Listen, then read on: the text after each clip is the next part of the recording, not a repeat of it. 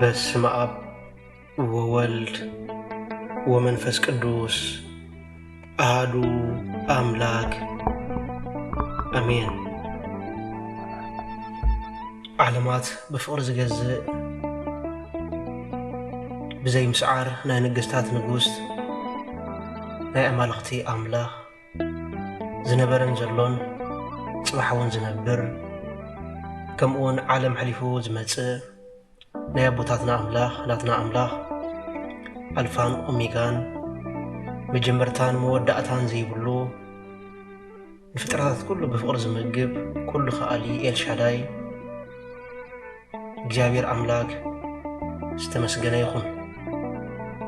ካብኡ ዘይትፍለ መትሕተ ፈጣሪ መልዕልተ ፍጡራን ዝኾነት ጐይታ ዝረአናላ መስትያትና ብሌን ዓይንና ዝኾነት ንጽሕተ ንጹሓን ቅድስተ ቅዱሳን ድንግል ማርያም ብኹሉ ትውልዲ ስማ ዝገነነ ይኹን። መላእኽት፣ ነቢያት፣ ሐዋርያት፣ ጻድቃን፣ ሰማዕታት ኩሎም በብማዕርጎም ዝተመስገኑ ይኹኑ። ዝኸበርኩም ህዝበ ክርስቲያን ከመይ ኣለኹም? ከመይ ቀኒኹም? ኣሜን። ስምትልኡሉን ሕያውን ዝኾነ እግዚአብሔር ኣምላክና በኣና ብድኹማት ባሮቱ ዝኸበረን ዝተመስገነን ይኹን። እግዚአብሔር ኣምላክ በደልናን ኃጢአትናን ከይተመልከተ ብቃላቱ ክንጻናናዕ፣ ብቃላቱ ክንፍወስ፣ ብቃላቱ ክንሃድእ ስለ ዝፈተወን ስለ ዝፈቐደን ክብርን ምስጋናን ንዑ ይኹኖ። ነዚ ሕያው ቃል እዚ ክንሰምዕ ዕድል ዝረኸብና፣ ነዚ ሕያው ቃል እዚ ኽነድምጽ ግዜና ዝሃብና ካብ ኣብ ቤት ነገሥታት ዘሎ ዝብላዕን ዝስተን ነገራት ዝበልጽ ኣዚና ስለ ዝሓረና ደስ ክብለና ይግብኦ። እዚ ቃል እዚ ምግቢ ነፍሲ እዩ። እዚ ቃል እዚ መድሕን ሕይወት እዩ።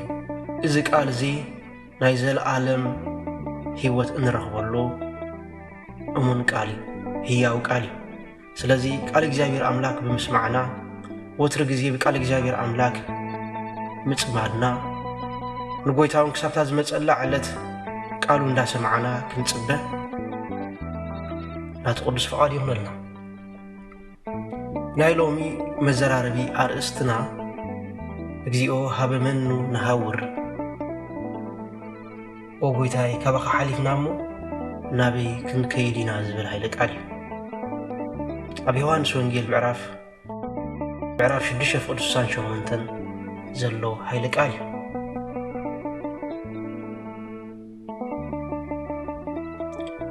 ብዙሓት ካብ ንብረቶም ካብ ሃብቶም ካብ ዘለዎም እንጌራ ሂቦም እዮም።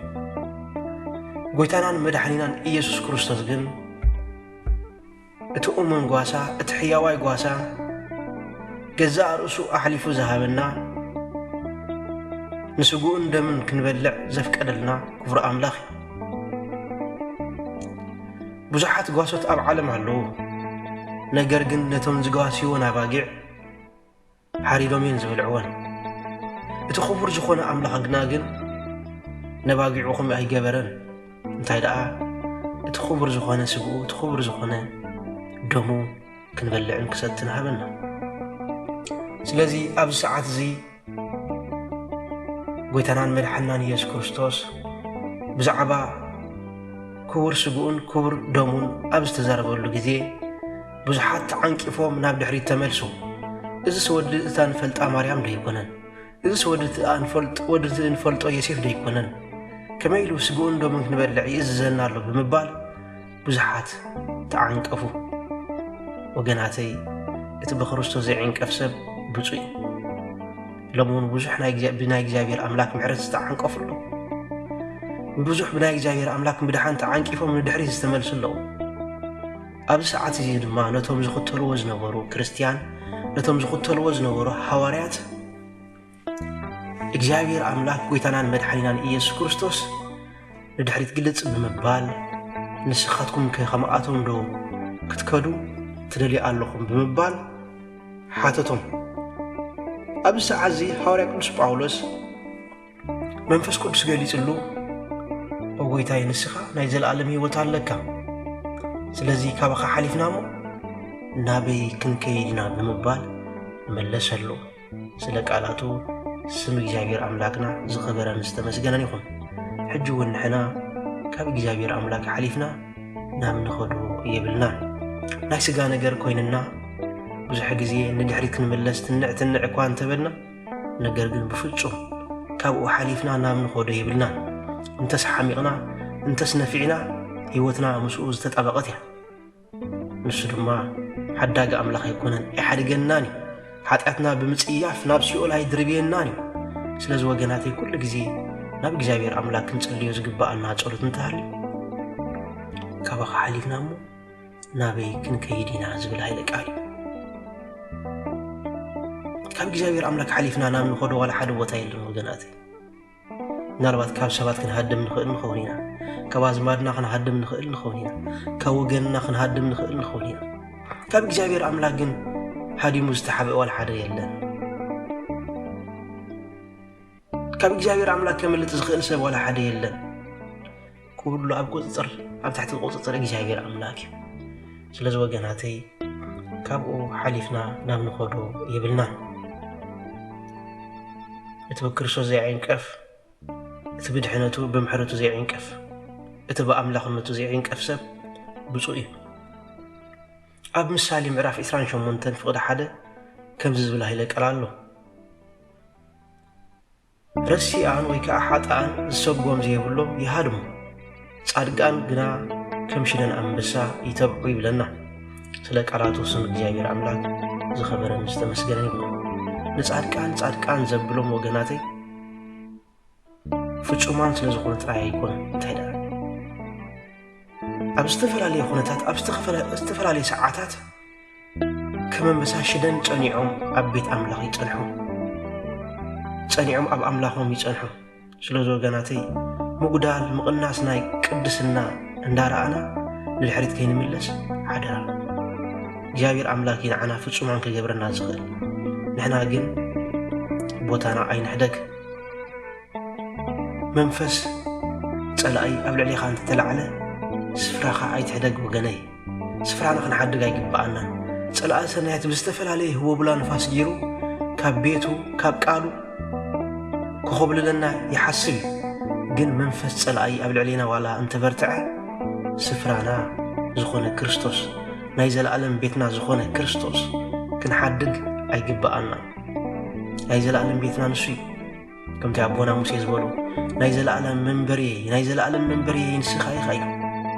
ወላ እኳ ከነኣን እንተዘይኣትኹ ግን ናይ ዘለዓለም መንበርየ ናይ ዘለዓለም ቤተይ ንስኻ ኢኻ ብምባል ጨርሕ። ንዓይ ንዓኻትኩም ናይ ዘለዓለም ቤትና ክራይ ገዛ ዘይንኸፍለሉ ቤትና፣ ብሰላም ብደስታ እንነብረሉ ቤትና፣ ግብሪ ዘይንኸፍለሉ ቤትና፣ ዕረፍትን ዘለዎ ሰላም ዘለዎ ቤትና፣ ናይ ዘለዓለም ቤትና ክርስቶስ ኣምላኽና እዩ። ስለዚ ወገነይ ከም ኣንበሳ ሽደን ጸኒዕኻ ኣብ ቤቱ ንበር፣ ኣብ ቃሉ ጽናዕ። ንድሕሪት ከምቶም ዝተዓንቀፉ ኣይትመለስ። ክርስቶስ ክሳብ መወዳእታ ምሳኻ ክኸውን ሸለል ድማ ኣይክብለካን እዩ። ምኽንያቱ ናብ ደንቢኡ ስለ ዝመጻእኻ፣ ኣብ ደንቢኡ ስለ ዝዕረፍካ ንግዳም ኮቶ ኣይክድርብየካን እዩ። ስለዚ ልክዕ ከም ሐዋርያ ቅዱስ ጳውሎስ እግዚኦ ሃበ መኑ ንሃውር፣ ኦ ኣምላኸይ ካባኻ ሓሊፍና እሞ ናበይ ክንከይድ ኢና? ንስኻስ ናይ ዘለዓለም ህይወት ኣለካ።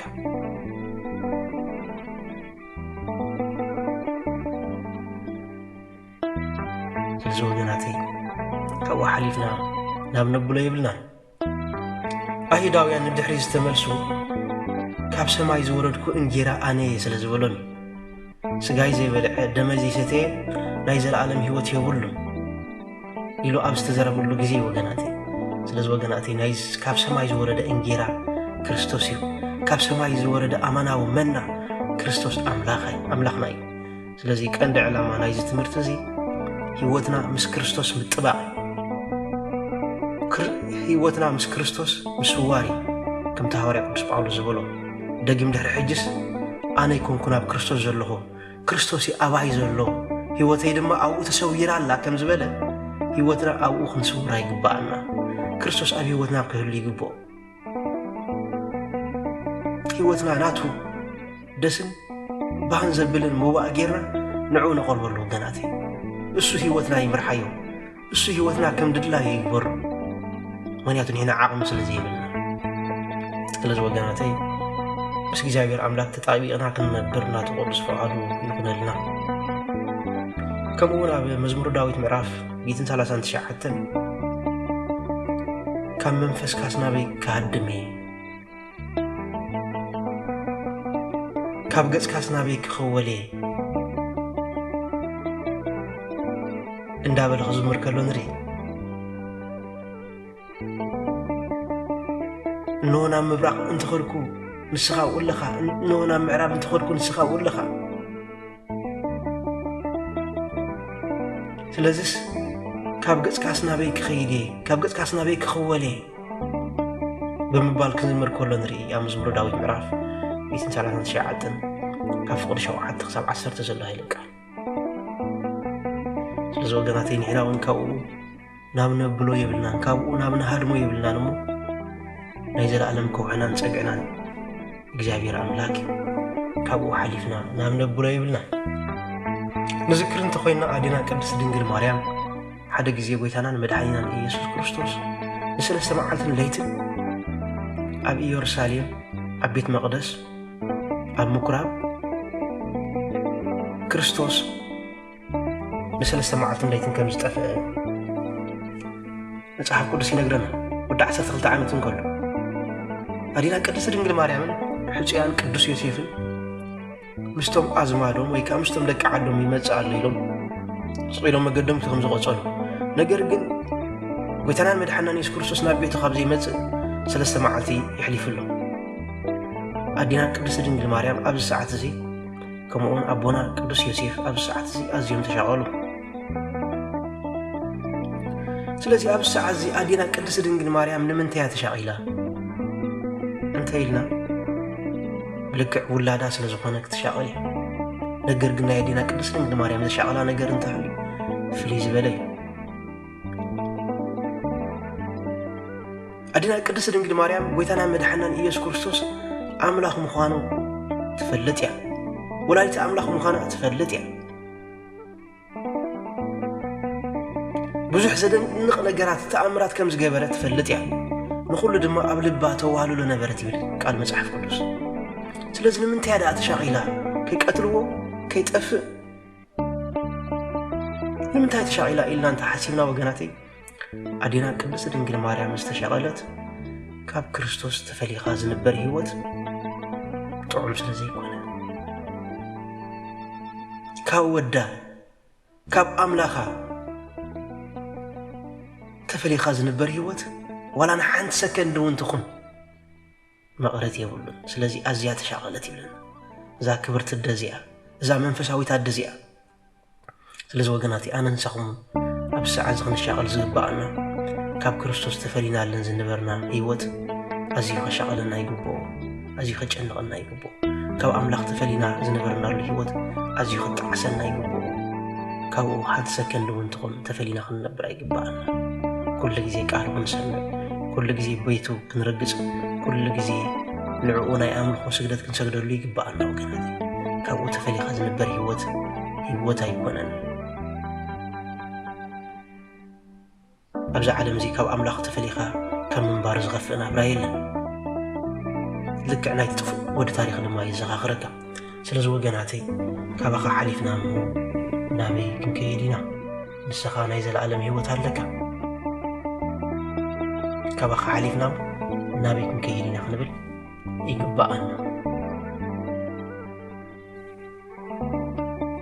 ምናልባት ኣብ ስጋዊ ህይወትና ብዙሓት ሽግራት ገጥሙና ይኽእሉ ይኾን እዮም ኣብ ስጋዊ ጉዕዞና ብዙሕ ማዕበል ከጋጥመና ይኽእል ይኸውን እዩ ምናልባት እታ ዘለናያ ጃልባ እታ ዘለናያ ናይ ህይወት ጃልባ ብማዕበል ብንፋስ ብህቦብላ ንፋስ ተናውፀት ክትከውን ትኽእል እያ ኣብዚ ሰዓት እዚ ግን ናይ እግዚኣብሔር ኣምላክ ምህላውን ዘይምህላውን ከጠራጥረና ይግብኦን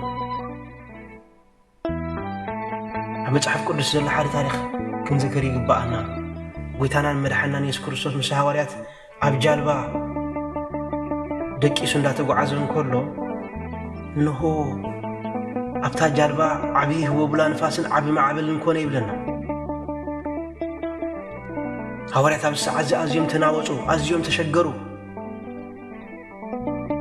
እቲ ኩሉ ዝኽእል ጌታ፣ ንማዕበል ዝፈጠረ ጎይታ፣ እቲ ንባሕሪ ዝፈጠረ ጎይታ፣ እቲ ንውቅያኖስ ዝፈጠረ ጎይታ፣ እቲ ኣብ ዓለም ዘሎ ብምሉኡ ፍጥረታት ዝፈጠረ ጎይታ ምስኦም ኣብ ጥቕኦም እንከሎ ኣዝዮም ተሸገሩ። እዚ ድማ እምነት ካብ ምጉዳል ነበረ። ሎሚ እውን እቲ ኩሉ ዝፈጠረ ኣምላኽ ጎይታ ምሳና እንዳሃለዎ እንከሎ እምነት ዘጉድለልና ኣዝና ብዙሓት ኢና። በዚ ማዕበል ዝተናዊፅና በጠበጥ ንኸይድ ዘለና ኣዝና ብዙሓት ኢና። ነገር ግን ጎይታና ምሳና እዩ ዘሎ፣ ኣብ ጥቕምና እዩ ዘሎ ወገናት። ኣብ ሰዓት እዚ ኣብ ማርቆስ ምዕራፍ 4:36 እቲ ወንጌላዊ ከምዚ ይብል፣ ካብ ካልኦት ወንጌላውያን ዝፀሓፉ ፍልይ ዝበለ ኣብታ ጃልባ ኣብታ ክርስቶስ ዝነበረላ ጃልባ ኣብ ጥቓ ብዙሓት ጀላቡ ነበራ ይብል። ነገር ግን እታ ክርስቶስ ዝነበራ ጃልባ ጥራይ ትናወፅ ነበርቲ ይብለና። ሎሚ እውን ወገናተይ ብዙሓት እምነታት ዘይክናወፃ ይኽእላ እየን። ብዙሓት እምነታት ብሰማዕትነት ዘይክኸፍላ ይኽእላ እየን። ምክንያቱ ሓቀኛ እምነታት ኣይኮናን። ብዙሓት እምነታት ብምቾት ይነብራ ይህልዋ ክኾና እየን። ብወርቅን ብብሩርን ተኸቢበን ይነብራ ይህልዋ ይኾና እየን። ነገር ግን እዚ መዐቀኒ ናይቲ ሓቀኛ እምነት ኣይኮነን። ኣብቲ ሓቀኛ እምነት ማዕበልን ንፋስን ኣሎ። ኣብቲ ሓቀኛ እምነት ፈተነ ናይ ሰይጣን ናይ ዲያብሎስ ኣሎ። ንፋስ ናበይኻ ናብ ኩድናን ዕሩቓት ከትሕዛት ከም ዝበሃል እተን ሃይማኖታት እተን ዕሩቓት እየን። ስለዚ ወገናተይ ዲያብሎስ ናብቶም ብእምነት ዝጠንከሩ ሰባት እዩ ዝመጽእ። ካብ እምነቶም መታን ከትርፎም፣ ካብ እምነቶም መታን ከላቕቆም ብዙሕ ማዕበልን ብዙሕ ንፋስን ህቦብላን ይልእኽ ዲያብሎስ። ነገር ግን ኣብ ሰዓት እዚ ሐዋርያት ዝወሰደዎ ስጉምቲ እንተነይሩ፣ ሐዋርያ ቅዱስ ጴጥሮስ ዝወሰዶ ስጉምቲ እንተነይሩ ጎይታይ ክንጠፍእ ዶ ግድና ይብልካን ብምባል ኣብ ሰዓት እዚ ኣቶም ጎደሎ እምነት ብሓቂ ክንደ ፍረ ኣድሪ ተኣክል እምነት እንተትነብረኩምሲ እንሆ ነዚ እምባ ተጋዓዝ ምበልኩሞ እሞ ምስ ተጋዓዘ ነይሩ ብምባል ገሰጹ። ስለዚ ወገናት ሕጂ እውን ምስ ክርስቶስ እንዳሃለና እምነትና ክነጉድላ ይግባአና። ንእሽተይ ክንዲ ፍረ ኣድሪ ተኣክል እምነት እኳ ክንሕዝ ይግባአና ወገናት። ጥርጣሬ እዚ ይብላ ንእሽተይ እምነት እኽልትያ ዝዓበየ እምነት ድማ እግዚኣብሔር ኣምላክ ክውስኸልና እዩ።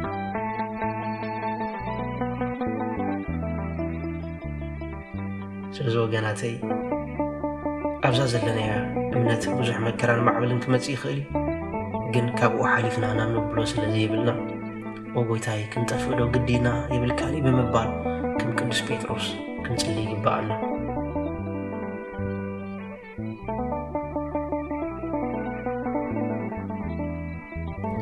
ሓደ ካብቲ ናይ ቅዱሳን ኣቦታትና ታሪኽ ወይ ከዓ ህይወት ምስ እግዚኣብሔር ኣምላክ ተጣቢቖም ስለ ዝነበሩ እዩ። ኣብ ህይወቶም ብዙሕ ምውዳቕን ምትንሳእን ይጋጥሞም ነበረ። ከምቲ ኣብ ምሳሌ ምዕራፍ ኣብ ምሳሌ ተባሂሉ ዘሎ ጻድቕ 7 ግዜ ወድቕ 7 ግዜ ከዓ ይትንስእ ተባሂሉ ዝኸም ዘሎ ብዙሕ ግዜ ይወድቁን ይትንስኡን ነበሩ። ነገር ግን ክሳብ መወዳእታ ምስ እግዚኣብሔር ኣምላክ ተጣበቑ። ቅዱሳን ሓንሳብ ምስ ሓዙ ኣይለቁን እዩ። ሓንሳብ ምስ ሓዙ ክሳብ መወዳእታ እምነቶም ኣጽኒዖም ይነብሩ። ኣብዚ ሕጂ ታሪክ ንሪኦ ናይ ነቢ ኤልሳዕ ኣብ ካልኣይ ነገሥቲ ምዕራፍ 2:2 ነቢ ኤልሳዕ ንፈልጦ ኢና። እንሆ 12 ጽምዲ ብዕራይ ሸይጡ ንብረቱ ንድኻታት ኣካፊሉ መንፈሳዊ ህይወት ምስ ኣቦና ክቡር ነቢይ እግዚኣብሔር ኤልያስ ዝጀመረ እዩ። 12 ጽምዲ ኣብዑር ማለት 24 ኣብዑር ማለት እዩ። ነዚ ብምሉኡ ሸይጡ ሓሪዱ ንደኻታት ብምብላዕ ንድሕሪ ዝምለሰሉ ነገር ንኸይህሉ ብምሉኡ ሃብቱ ንደኻታት ኣውሪሱ ምስ ነቢይ እግዚአብሔር ኣምላክ ኤልያስ ጉዕዞ ጀመረ። መንፈሳዊ ጉዕዞ ጀመረ። ወገናተይ መንፈሳዊ ጉዕዞ ምጅማር ቀሊል ዝኸበደ ምፍጻሚ። ስለዚ ንኽንፍጽም ድማ ካባኻ ሓሊፍና ናበይ ክንከይድ ኢና ክንብል ይግባአና። ስለዚ ነቢይ እግዚአብሔር ኣምላክ ኤልያስ ንሆ ንብረቱ ኩሉ ንድኻታት ኤልሳ ይቕሬታ ድኻታት ብምምጋብ ንሆ ምስ ነቢይ እግዚአብሔር ኣምላክ ኤልያስ ከም ረድኡ ኮይኑ ተጓዓዘ ይብለና። ነቢይ እግዚአብሔር ኣምላክ ኤልያስ ንሰለስተ ግዜ ናብ ኣቦታተይ ክኸይድ እየ ኣብ ዝጽናሕ ብምባል ነቢይ እግዚአብሔር ኣምላክ ኤልሳ ብዙሕ ግዜ ተዛረቦ። 3 ሰዓት ተዛረቦ ማለት እዩ። ተመለስ እንዳበለ ኣብ ሰዓት እዚ ነቢይ እግዚአብሔር ኣምላክ ኤልሳ ዝበሎ ኃይለ ቃል እንተሃሊ ግን ኣዝዩ ዝገርም እዩ ወገናት፣ ኣዝዩ ዝገርም። በህያው ነፍሰይ እምሕለልካ ኣለኹ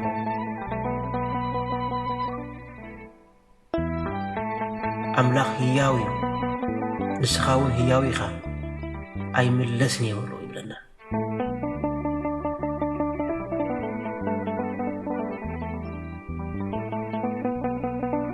ዝገርም 3 ግዜ ከም ዝበሎ ማለት እዩ። ምክንያቱ ነቢይ እግዚአብሔር ኣምላክ ኤልሳ ኩሉ ሃብቱን ንብረቱን ሸይጡ ንእግዚአብሔር ኣምላክ ዝሰዓበ መናን እዩ።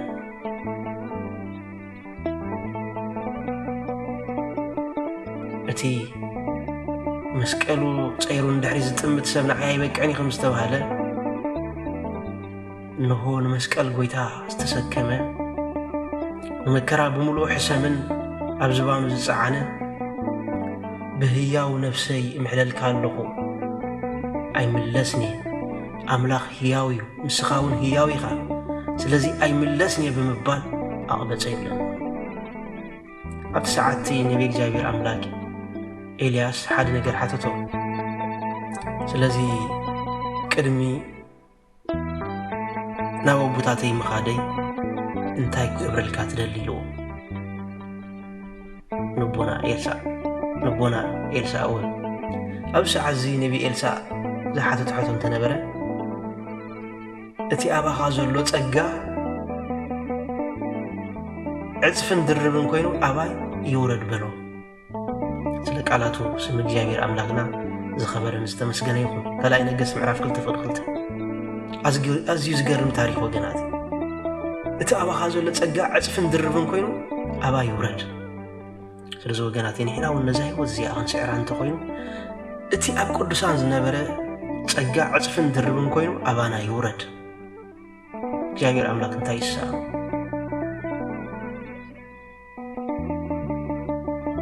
ስለዚ ወገናተይ ካብ እግዚአብሔር ኣምላክ ሓሊፍና ናብ ነብሎ ይብልና እሞ ወይ ከን ድሕሪት ክንብላ ይግባአና።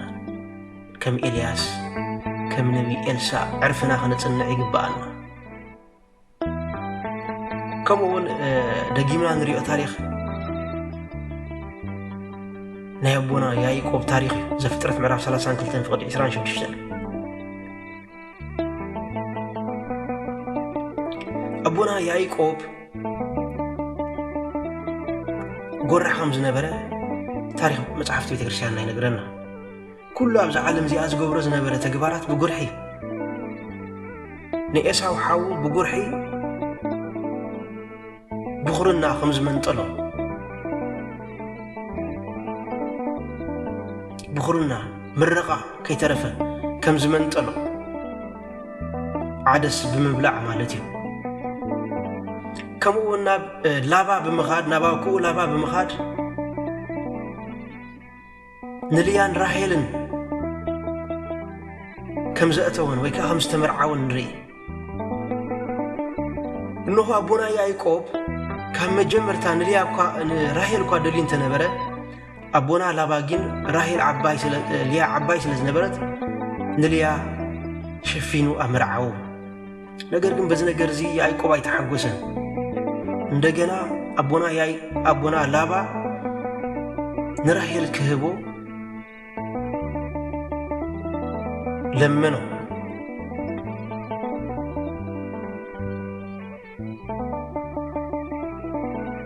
شوعة عامت لمنو شوعة عامت تجزؤه يبلنا نود ما كم قالوا أبونا لابا نراهيل أمرعو بحاجرو أبونا يعقوب كسام إسراء عام زخون نلابا أكو تجزؤه إذا كل هيوته بقونة نبرة بقرحن بقونة النبرة لمون بزح السبات بقرحن بقونة النبرة بزح السبات علينا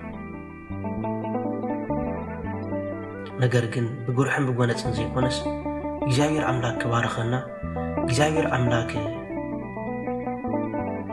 سجانا خبز حالنا نعوقن لمن يقبالنا ስለዚህ ሓደ ጊዜ አቡና ያዕቆብ ሩባ ይርዳን ተሻጊሩ ናብ ዓዱ ኣብ ዝተመልሰሉ ጊዜ ንኹሎም ደቁን ኣንስቱን ኣሳጊሩ ንኹሎም ጠለበጊዑ ኣሳጊሩ ንሱ ግን ሩባ ይርዳንስ ኣይተሳገረን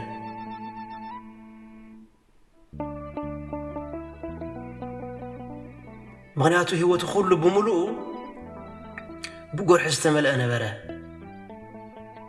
بعمل تملأ نبرة سلازي نجزاير أملاك نتاي بولو كي بارخ كاني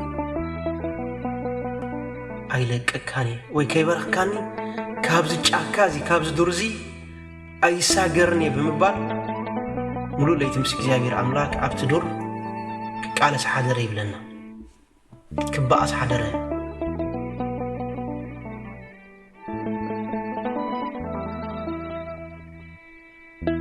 شعو እግዚአብሔር አምላክ ሕጅስ ግደፈኒ በሎ ወገናቴ ሄናውን እግዚአብሔር አምላክ መታን ጸጋ ከህበና እግዚአብሔር አምላክ መታን ፍጻሜ ከህበና ምስ እግዚአብሔር አምላክ ክንቃለስ ይግባና ክንቃለስ ክንብልከለና በኃይል ማለት አይኮን እንታይ ዳ በጸሎት ክንምጉቶ ይግባና ከምዚል ካን ምሽኔር ካን እንታይ ከምዚ ይገበርካል እግዚአብሔር አምላክም ይዝብል ንዑንም ዋጎት ይዝብል እግዚአብሔር አምላክ በጸሎት ክንዛረብ ይገባል ስለዚህ ሕጅስ ከኸይድ ግደፈን በሎ ይብለና እግዚአብሔር አምላክ ሰብ ተመስል ይምስ ያዕቆብ ክባስ ሓዲሩ ኣብ ሰዓት ያዕቆብ ነገሩ ስለስተረድኦ ኣይከውንን ይበሎ ከይባርኽካንስ ኣይለቀካኒ ከይባርኽካንስ ኣይገድፈካኒ ማያቱ ህይወተይ ሙሉ በጎርሕ ዝተመለይ ህይወተይ ሙሉ በመጥፈፋ ዝተመለይ ሕጂ ግን ከይባርኽካኒ ኩሉ ዝኾነ ኻባኻ ኸይኮነ ኣይገድፈካኒ ብምባል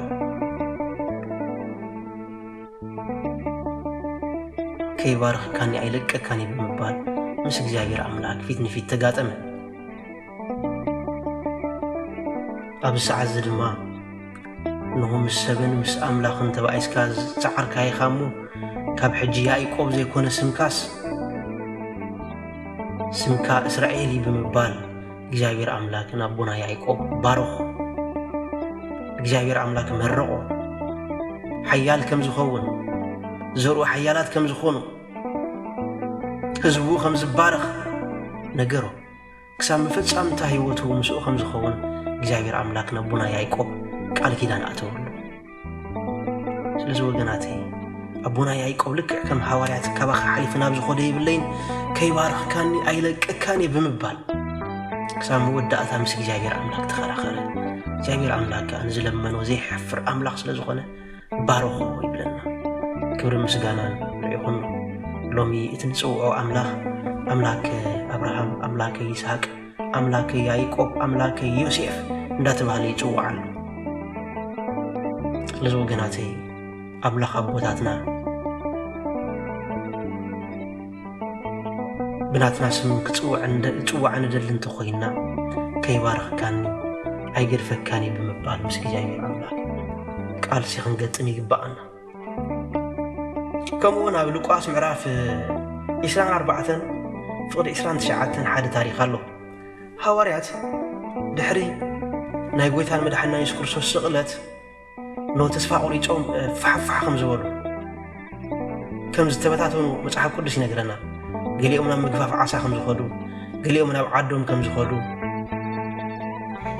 كلهم تسفع قريصوم كم زنبر مصحف قدس ينغرنا زوم كلته أردئتي لقواسن قوليبان زبهالو بقى اتي اسرائيل كدحن زغبؤو اب قدما املاخن سباتن منم انتا زيبلو منم انكن زيبلو نسينير بمبال نكريستوس مسكرلو ነገር ግን ለእስራኤል ከደህና እንዳትጸበና ለእስራኤል ካምላይ ቄሳር ግዛት ከደህና እንዳትጸበና እዚ ካብ ዝኸውን ሰለስተ መዓልትን ሰለስተ ለይትን ኮነ በመባል ተስፋ ቁረጥ ይብላል ኣብ ሰዓት ዝድማ ጎይታናን መድኃናን ኢየሱስ ክርስቶስ ሰብ መሲሉ ተሐወሱ ብዛዕባ ምንታይ ኢኹም ትዛረቡ ዘለኹም በመባል ድማ ኣውግዖም ክርስቶስ ኣምላኽና ትሑት ወገናተይ ኩሉ ዝፈልጥ ኣምላኽ ኩሉ ዝምርምር ኣምላኽ ክነሱ ግን ከም ዘይፈልጥ ኮይኑ ቆረቡ ብዛዕባ ምንታይ ኢኹም ትዕልሉ ዘለኹም እስኪ ንገሩ ንበሉ ንሕና እውን ትሑት ኢልና ዋላ ፍልጠት ንእሽተይ ፍልጠት እኳ እንተሃለወትና ምስቶም እንዘራረበሎም ሰባት ምስቶም እንዕልሎም ሰባት ትሑት ኢልና كنعلل يقبعنا كم زراب مسمع سل زبلت كريستوس كسمع فقده نزي أبو إسرائيل زتجبرنا نجر زي تفلت له قاشا إيخا نحن سنزارب زلنا بزعباتي أبكر مسبن أبكر ما أملاخ من مكب زي بلو كريستوس تبالينا نزارب زلنا بمبال نجروه أبو سعز لما قلت أنا مدحنا نيس كريستوس نبياتن مزموراتن እንዳጣቀሰ ነግሮሎም ነበር ወደ አምላኽ ድሕር ሰለስተ መዓልትን ለይትን ከምስትንስእዱ አይትፈልጡን ይኹም በመባል ይመክሮም ነበር ወድማ ቃል እግዚአብሔር አምላክ ኣብ ሰምዑ ጊዜ ልቦም ይነድድ ነበር ይብለና ልቦም ይቃጸል ነበር ይብለና ድሕር ግን ክርስቶስ ሰብ ከም ሰብ ተመሲሉ ናብ ሓደ ቀረና መገዲ በሉ ክገድፈኩም በመባል ናብ ሓደ ቀረና መገዲ ተኣለ ይብለና ኣብ ሰዓት ዝግን لوقاسن قوليبان لوسدو سغمتن تنبره وغويتاي مسيو صحيون عريبايام مسانا حدريلو سلازونا بسعز وغناتي وغويتاي مسيو صحيون عريبايام مسانا حدر كنبلو يغبانا هيوتنا عريباتنا لا بسعزي صحي عريبنا لا بسعزي غزي اي بركتن يلنا لا بسعزي نقدسنا زخون غزي سينا لنا صحي عريبنا لو غناتي سلازي او غويتاي مسيو صحيون عريبا يامو بسانا حدرك نبلي يغبال اب سعزي انكواي صوي خايكي صوع خايو زمص غويتا مسوم كحدر فقده نابيتهم دما خد يبلنا اب ساعات زي غويتانا مدحنا يسوع كريستوس ما ادي قريسو حبو اب ساعات دما نهو تهياو زخونا املاخ نسو مخانو استوعلو ነገር ግን በድንገት ከባቶም ተሰወረ ይላል ክብርን ምስጋናን ለእግዚአብሔር አምላክና ይሁን ስለዚህ ወገናቴ ልክ አንቁ ልባን ልቋስን ከበኻ ሐሊፍና ናቤክን ከይዲና ፀሐይ ዓሪቢው ወምሳና ሕደር ክንብሎ ይግባአና እግዚአብሔር አምላክ ምሳና ክህሉ ይግባእ ወገናቴ እዚ ክንራግጽ ይግባአና ካብኡ ሐሊፍና ናምን ኾዶ ወላ ሓንቲ ነገር የለን በዓሉን ከምዚልና ብዘይባኣይ ኳ ወላ ሓንቲ ነገር كتجبروا أي تخيلن يخون أب كده ما يتجبرهم كي ترفعوا قصراتين يبلنا أب كده ما يتنس الشيطان زلوا وطن رجابيت كي ترفع بزي فقادك الشيطان كلوا وطن أي كإلانين اللي نايك جاير أملاك سلزوا جناتي لك كم حواريات لك كم نبيات لك كم بزمارة داوود لك كم حواريات بيتروس وقويتاي كبخ حليفنا مو نابيكن كيدنا نسخا نايزل عالم هيوت هلك بمبال كنصلي يبقانا نزنبرنا غزي باريخون قديسون زلازابنا كبرن مسغانان املخون وداسين سجدتن نعون بيني يبقى وسبحات لإግዚአብሔር